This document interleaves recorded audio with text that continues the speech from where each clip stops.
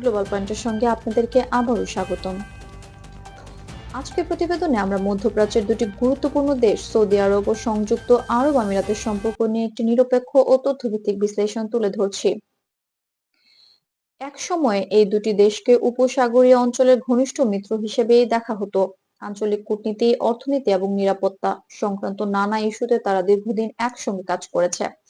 তবে সাম্প্রতিক বছরগুলোতে সৌদি আরব ও সংযুক্ত আরব আমিরাতের মধ্যে কিছু নীতিগত পার্থক্য ও অমিল স্পষ্ট হয়ে উঠেছে, যা মধ্যপ্রাচ্যের ভূরাজনীতিতে নতুন করে আলোচনার জন্ম দিয়েছে।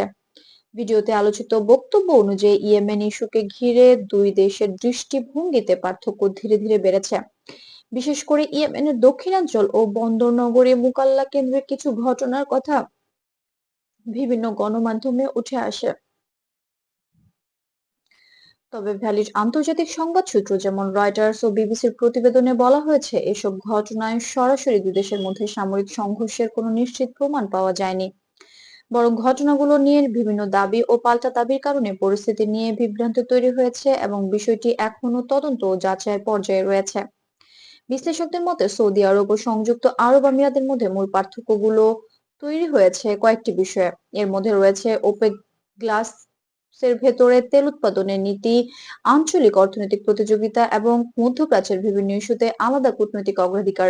ফিনান্সিয়াল টাইমস ও অ্যাসোসিয়েটেড প্রেস এর বিশ্লেষণে বলা হয়েছে, এসব পার্থক্য সম্পর্কের ওপর চাপ তৈরি করলেও তা এখনো কূটনৈতিক পর্যায়ে সীমাবদ্ধ রয়েছে। ইয়েমেন প্রসঙ্গে আন্তর্জাতিক পর্যবেক্ষকরা বলছেন, শুরুতে একই জোটের অংশ হলেও সময়ের সঙ্গে সঙ্গে সৌদি আরব ও আমিরাতের ভূমিকা ও লক্ষ্য কিছুটা ভিন্ন হয়ে পড়ে। এই ভিন্ন অবস্থান থেকেই পারস্পরিক সম্পর্ককে দূরত্ব তৈরি হয়েছে বলে মনে করা হচ্ছে। তবে উভয় দেশই প্রকাশ্যে একে অপরের সঙ্গে সম্পর্কেও পুরোপুরি নষ্ট হওয়ার কথা অস্বীকার করেছে। এদিকে আন্তর্জাতিক মহল, বিশেষ করে যুক্তরাষ্ট্র ও ইউরোপীয় দেশগুলো উপসাগরীয় অঞ্চলের স্থিতিশীলতা বজায় রাখার উপর গুরুত্ব দিচ্ছে। তারা সৌদি আরব ও সংযুক্ত আরব আমিরাতকে সংযম দেখানো এবং আলোচনার মাধ্যমে মতপার্থক্য সমাধানের আহ্বান জানিয়েছেন। জাতিসংঘের পক্ষ থেকেও একই ধরনের বার্তা দেওয়া হয়েছে, যেখানে আঞ্চলিক সহযোগিতা ও কূটনৈতিক যোগাযোগ জোরদারের কথা বলা হয়েছে। সব মিলিয়ে সৌদি আরব ও সংযুক্ত আরব আমিরাতের সম্পর্ক বর্তমানে একটি সংবেদনশীল পর্যায়ের মধ্য দিয়ে যাচ্ছে। তবে ভ্যালিড ও যাচাইকৃত তথ্য অনুযায়ী এটিকে সরাসরি বড় ধরনের সামরিক সংঘাতের দিকে এগিয়ে যাচ্ছে এমন সিদ্ধান্ত পৌঁছানো এখনো সময়ের আগে।